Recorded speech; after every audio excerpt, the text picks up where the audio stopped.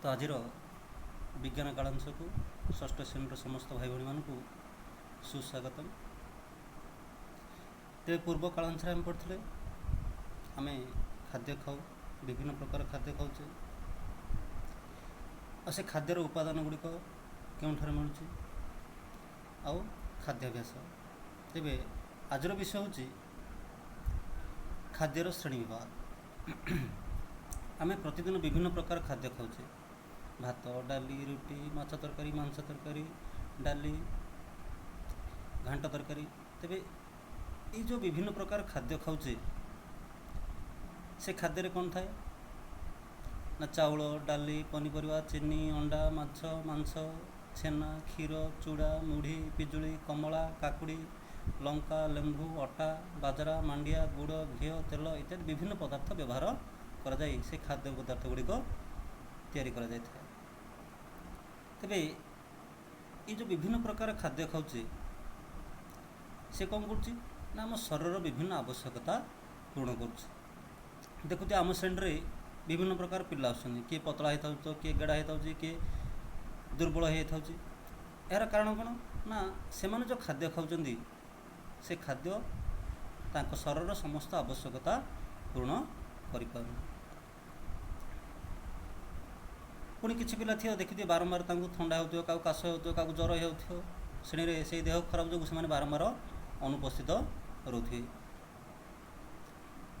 तेणु आम जो खाद्य खाऊे से खाद्य आम शरीर विभिन्न आवश्यकता पूर्ण कर। खाद्य अच्छी तो आमको काम करने शक्ति जगुं। पुणी किसी खाद्य अच्छी आम शरीर वृद्धि और विकास रे साहाय्य कर। किसी खाद्य अच्छी आम शरीर को सुंदर चिकन रखार साहाय्य कर। पुणी किसी खाद्य अच्छी आम शरीर रोग प्रतिरोधक शक्ति बढ़ार साहाय्य कर। तेणु ये जो खाद्य खाऊे प्रत्येक खाद्य एक विशेष रासायनिक पदार्थ रही है ताहाको आमे पोषक बा जीव पोषक बा खाद्य सार बोली कही था। तेज भिन्न भिन्न खाद्य भिन्न भिन्न पोषक रही है। तेणु आम सुस्थ रही कहले विभिन्न प्रकार खाद्य खाइबा आवश्यक। ये खाद्यर मुख्य पोषक को आधार करी खाद्य को विभिन्न प्रकार विभक्त करा सेगुड़ी गला श्वेतसार पुष्टिसार स्नेहसार जीवसार बा विटामिन खनिज लवण एसत आम आम शरीर आवश्यकता पूर्ण में जल और तंतु जातीय खाद्य प्रतिदिन खाइबा निहाती दरकार। तेरे बर्तमान देखा ये जो खाद्य आम खाऊे किसी खाद्य आमको प्राणी ठार मिलूँ तो किसी खाद्य उद्भिद ठारू मिलूँ। जेपरी प्राणीज खाद्य गुड़िक है प्राणी ठार मिलता खाद्य है मांस चिंगुड़ी क्षीर अंडा सेपरी उद्भिद ठार मिलूँ खाद्य गुड़िक है कदली अमृतभंडा सेव तरभुज सपुरी गाजर मका कखारू लाउ कागज लेंबू आलू बैगण टमाटो इन विभिन्न प्रकार पनीपरिया। तेणु ये प्रकार आम विभिन्न प्रकार खाद्य खाऊे। आ पोषक अनुसार तो आम देखले खाद्य को श्रेणी भाग कर दिगला श्वेतसार पुष्टिसार स्नेहसार जीवसार धातुसार। तेबे देखा श्वेतसार जातीय खाद्य को आम किपरि चिन्हवा। तेबे आम आगुरी कहते जो खाद्य पार्टी को मीठा लगे चतुर्थ श्रेणी पढ़ते पंचम भी पढ़ते जो खाद्य आम पार्टी को मीठा लगुच सी है श्वेतसार जातीय खाद्य। तेबे आम किसी अधिक ज्ञान आहरण करवा परीक्षामूलक भाव चिंता करिया को खाद्य श्वेतसार को खाद्य श्वेतसार नुहे। तेणु से श्वेतसार जातीय खाद्यर परीक्षण पर आवश्यक उपकरण है आयोडीन द्रवण सीजा आलू गोटे चामच आउ काच ग्लास। तेणु परीक्षा में प्रथम कौन करिया ना सीजा आलू अल्प अंश नहीं ताकू चकटी देवा एथुर किछि अंश एक काच ग्लास रे नेबा उक्त काच ग्लास रे गोटे चामच रे 2-3 बुंदा आयोडीन द्रवण नहीं मिसाई देवा यहाँ किछ समय चामच द्वारा घांटी देवा। घांटला पर देखिया जे किछ समय पर मिश्रण कौन हो गाढ़ नील रंग हो जाए। कम में गाढ़ नील रंग है ना श्वेतसार जातीय खाद्य आयोडीन द्रवण संस्पर्श आसिले नील रंग हो जाए। तेणु यही परीक्षार आम जान जे आलू श्वेतसार रही अछि। तेणु आम विभिन्न खाद्य नहीं ये आयोडीन द्रवण प्रयोग करी ता श्वेतसार कि श्वेतसार नुहे आम सहजरे परीक्षा करिपारिबा। तेबे ये थिला श्वेतसार जातीय खाद्यर परीक्षण। सेमती पुष्टिसार जातीय खाद्यर परीक्षण तार मध्य आवश्यक उपकरण है गोटे स्वच्छ प्लास्टिक शीशी, ड्रपर, अल्प डाली गुंड, पानी, तृतीय द्रवण, क्षार सोडा द्रवण। तेणु परीक्षा में प्रथम कौन करिया ना गोटे स्वच्छ प्लास्टिक शीशी नवा से अल्प डाली को कौन करिया गुंड करी नवा, ड्रपर द्वारा 8-10 बुंदा पानी पकेवा, ता सहित 2 बुंदा तृतीय द्रवण और 8-10 बुंदा क्षार सोडा द्रवण एथिरे मिसेवा आउ शीशी ठिपी लगे भल रूपे ताकू घांटी दवा।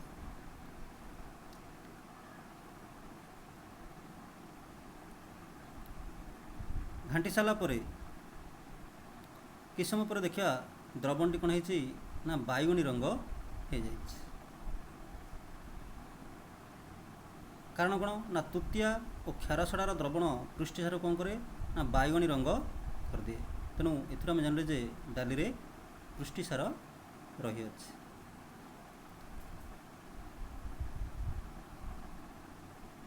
यहपरी विभिन्न खाद्य नहीं आम को खाद्य पुष्टिसार आ को खाद्य पुष्टिसार नुहे सहजरे परीक्षा करिपारिबा। सेपरी स्नेहसार जातीय खाद्यर चिन्हट प्रणाली ये अति सहज प्रणाली। कौन कौची ना केत खंड धला कागज नवा, अटा, सिजाळू, चीनाबादाम गुंड, कोरा होइतिबा पाकळ नड़िया, सोरस गुंड अलग अलग कागज रे घसी गुंड पदार्थ गुड़िक कागज उपरू झाड़ीदवा आ कागज नहीं खरारे कि समय सुखाईदवा। कि समय पर खरारू से कागज गुड़ आनले देखा जे जो कागजटी तेलिया देखा जाउची से घसाई पदार्थ रे तेल अच्छी।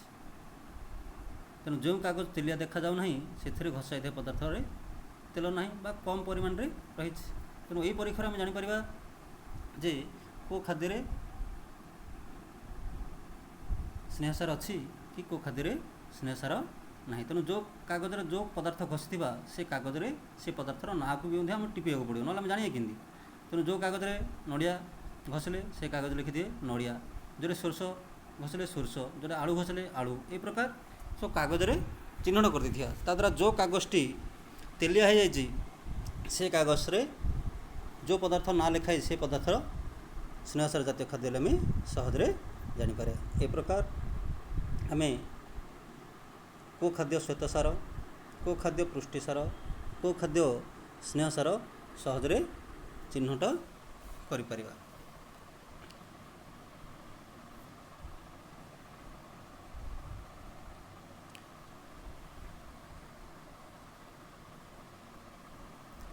तेरे खाद्य श्वेतसार, पुष्टिसार, स्नेहसार थे बोली आम परीक्षा करी जानीपारे। यह व्यतीत विटामिन खनिज लवण विभिन्न खाद्य थाए, यह आम शरीर पर एकांत आवश्यक।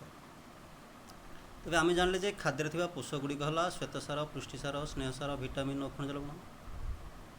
तेबे आम जो खाद्य खाऊे प्राय समस्त प्रकार पोषक प्रत्येक खाद्य अल्प ना बेसी परिमाण रे थाए, किंतु जो खाद्य जो पोषकर परिमाण अधिक थाए ताहाको आम से जातीय खाद्य बोली कहू। जपरी भात बा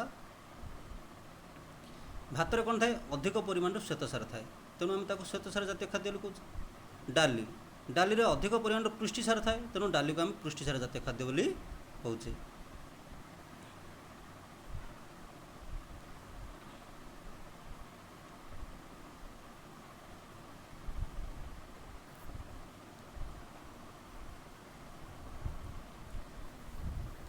चीनाबादाम रे अधिक तेल थिबारु आमे ताकू स्नेहसार युक्त खाद्य बोली कहू।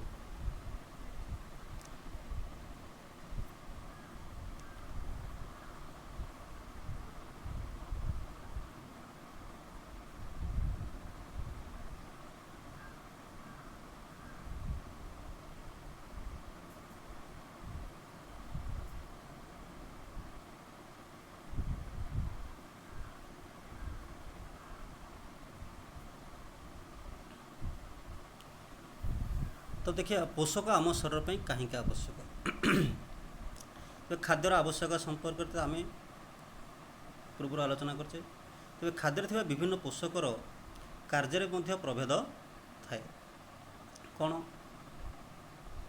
पोषक गुड़िक आम शरीर बहुविध आवश्यकता पूर्ण कर सेगुड़िकर अभाव आमको अनेक रोग होता है।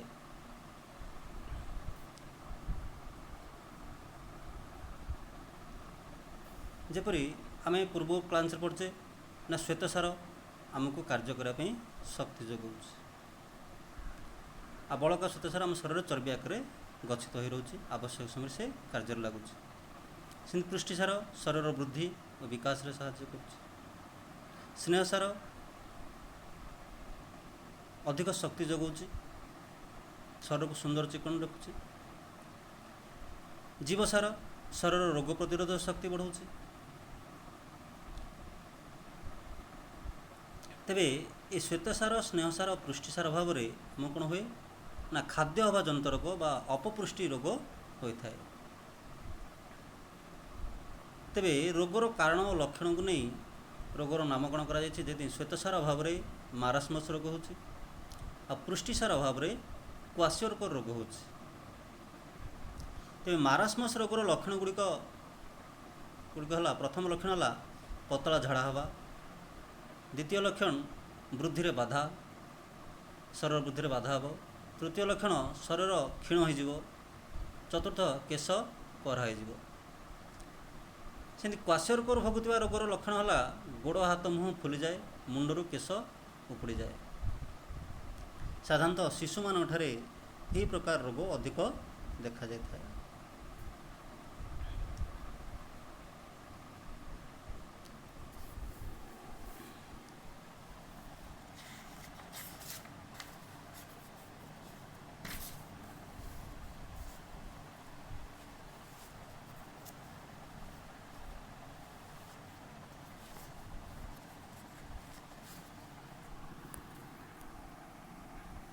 बर्तमान ये गोटे आम चार्ट देखुचे से चार्ट रे आम देखिपा लिखाई पोषक आ कौटू मिलूँ आ तार कार्य जमी श्वेतसार ये श्वेतसार को खाद्य अधिक मिलूँ ना चाउल चीनी गुड़ आलू मांडिया मका सारू बाजरा अटा कंधमूल इत्यादि। ये श्वेतसार कार्य कौन ना शरीर को कार्य करने शक्ति जगाए बड़का श्वेतसार शरीर में चर्बी आकार जमा हो रहे जो आवश्यक समय आमको शक्ति मिल पाऊँ। सेमती पुष्टिसार को खाद्य अधिक मिलूँ ना डाली सोयाबीन छतु माछ मांस अंडा इत्यादि तार यार अभाव बा यार कार्य कौन ना पिला शरीर वृद्धि साहाय्य करे नष्ट हो जाता कोष बदल रे नूतन कोष सृष्टि कर साहाय्य करे। सेमती स्नेहसार रुछाला तेल घी लहुणी माछ क्षीर मांस अंडा आर कार्य ना कार्य करने ये शक्ति जगाए आ चर्म चिकन रखे।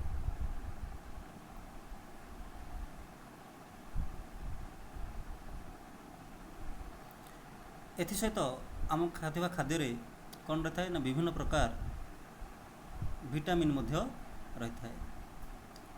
यह आम आखि दांत अस्थि को सुस्थ रखा संगे संगे शरीर रोग प्रतिरोधक क्षमता बढ़ी थाए।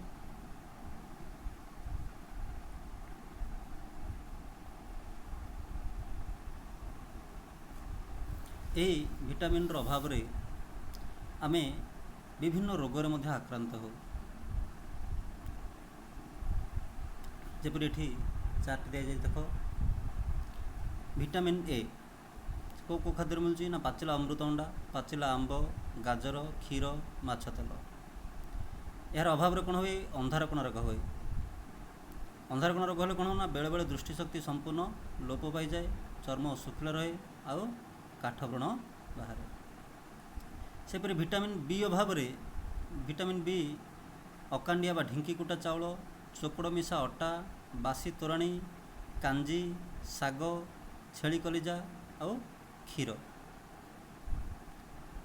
आर अभाव कि रोग हुए ना बेरी बेरी रोग हुए पाटीर कल घा तुंड घा हुए गोड़ हाथ फुलीजा ଝିମଝିମ ଲାଗିବା, ତଳିପାଦରେ ଛୁଞ୍ଚି ଫଳିଲା ପରି ଲାଗେ।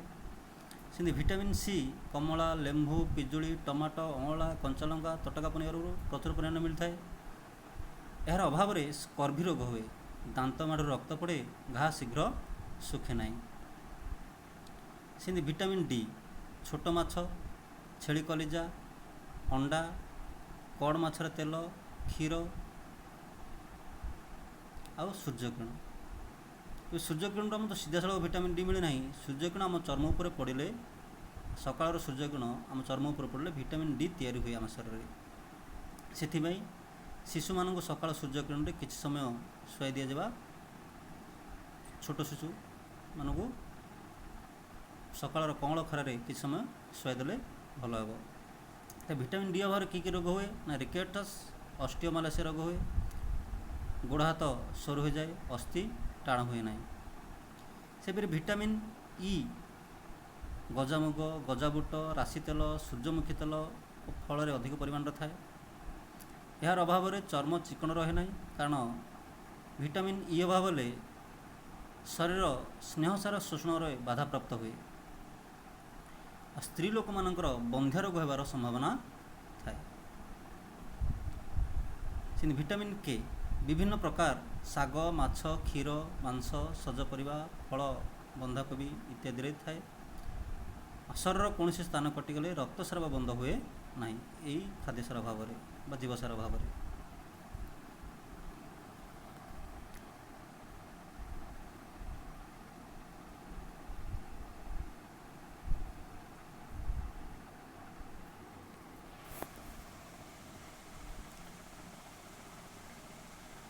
ହେଲେ এই vitamin A, B, C, D, E, K ବ୍ୟତୀତ ଆମ ଖାଦ୍ୟରେ ଆହୁରି ଅନେକ ଭିଟାମିନ୍ ଥାଏ, ଯେପରି ଭିଟାମିନ୍ B1, B2, B12 ଇତ୍ୟାଦି ରହିଛି। କିନ୍ତୁ ଏହି ଭିଟାମିନ୍ ଗୁଡ଼ିକ ମଧ୍ୟରୁ ଭିଟାମିନ୍ B12ର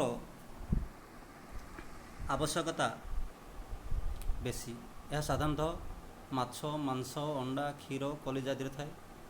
ଏହା ରକ୍ତରେ ଥିବା ଲୋହିତ କୋଷିକା ତିଆରିରେ ସାହାଯ୍ୟ କରେ। ଆଉ ସ୍ନାୟୁମାନଙ୍କ କାମ ପାଇଁ ମଧ୍ୟ B12 ଆବଶ୍ୟକ ହୋଇଥାଏ। ତେବେ ଏଇ ଯେଉଁ ବିଭିନ୍ନ ପ୍ରକାର ଭିଟାମିନ୍ ରହିଛି, ଏ ଭିଟାମିନ୍ ଗୁଡ଼ିକ ମଧ୍ୟରୁ କେତେକ ଜଳରେ ମିଳାଯାଆନ୍ତି, ଯଥା ଭିଟାମିନ୍ ବି ଆଉ ଭିଟାମିନ୍ ସି। ଏହି କାରଣରୁ ଆମେ ପରିବା କାଟି ବହୁ ସମୟ ପାଣିରେ ଭିଜାଇ ରଖିଲେ ବା ଅଧିକ ସମୟ ସିଝାଇ ଦେଲେ ଏଥିରେ ଥିବା ଭିଟାମିନ୍ ଜଳରେ ଦ୍ରବୀଭୂତ ହୋଇ ନଷ୍ଟ ହୋଇଯାଏ। ଅନ୍ୟ କେତେକ ଭିଟାମିନ୍ ଏ, ଡି, ଇ, କେ ଜଳରେ ମିଳାଯାଏ ନାହିଁ, ସେଗୁଡ଼ିକ ସ୍ନେହସାର ଦ୍ରବଣରେ ମିଳାଯାଆନ୍ତି। ତେଣୁ ପରିବାକୁ କାଟିବା ପୂର୍ବରୁ ଭଲ ରୂପେ ଧୋଇ ନେବା ଉଚିତ, କାରଣ କାଟିବା ପରେ ଯଦି ପାଣିରେ ବତୁରାଇ ଦେବା ତେବେ ସେଥିରେ ଥିବା ଭିଟାମିନ୍ ଗୁଡ଼ିକ ନଷ୍ଟ ହୋଇଯାଆନ୍ତି। ଆଉ ପରିବା ଗୁଡ଼ିକୁ ମଧ୍ୟ ଅଧିକ ସିଝାଇ ଦେଲେ ସେଥିରେ ଥିବା ଭିଟାମିନ୍ ଗୁଡ଼ିକ ନଷ୍ଟ ହୋଇଯାଆନ୍ତି।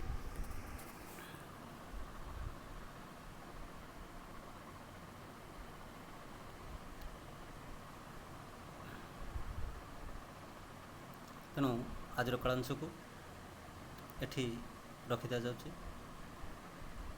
ଭିଡ଼ିଓଟିକୁ ଦେଖି ସାରିଲା ପରେ ଯଦି କିଛି ଅବୁଝା ରହୁଛି ତେବେ ନିଶ୍ଚୟ ରୂପେ ମୋତେ ପଚାରି ବୁଝି ନେବେ। ଧନ୍ୟବାଦ।